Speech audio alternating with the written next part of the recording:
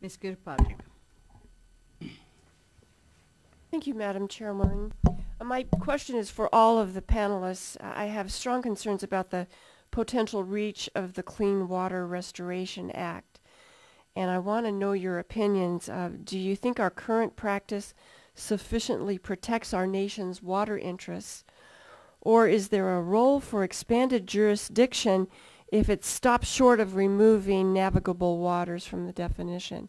So I'll start with Mr. Schellenberger and then just work down. I'd like to know your opinions about that. Well, we would like anything changes are made, if they are made, we'd like them to be very clear and concise so they're easy to understand. And that's not the case that typically happens in government. So we would only support something that if it was very clear and concise, and without knowing what it is we're agreeing to, we really can't agree to it. But I think leaving navigable in there is very good. Thank you. I think it probably takes more work on the part of the Corps and EPA because the word navigable is in there. But I think that is good because then you make a determination that is more comprehensive. When you take that out, then I just think you're going to, there's nothing to really be sort of the anchor as to how you make those determinations. So I think that's very critical that it be left in. Thank you. That was a very good question.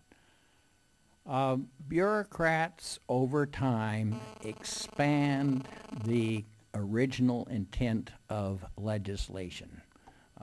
In the Clean Water Act, they've expanded since 1972, the concept that even my dry lands are part of the waters of the United States. So that's a real problem.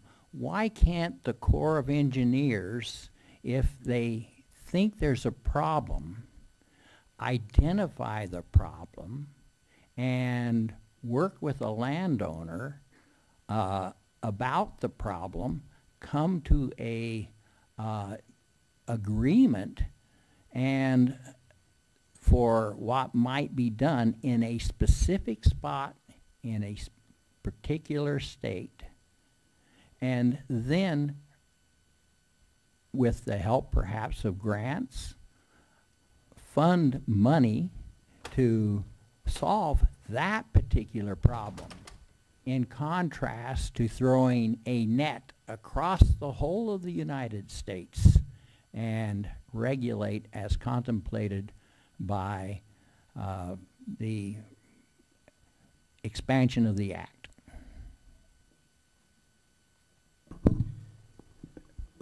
As an elected official who's in charge of water and wastewater for the city of McAllen, I'm all for clean water. I think it's we pump our water for the citizens of McAllen out of the Rio Grande River, which shares a border with Mexico.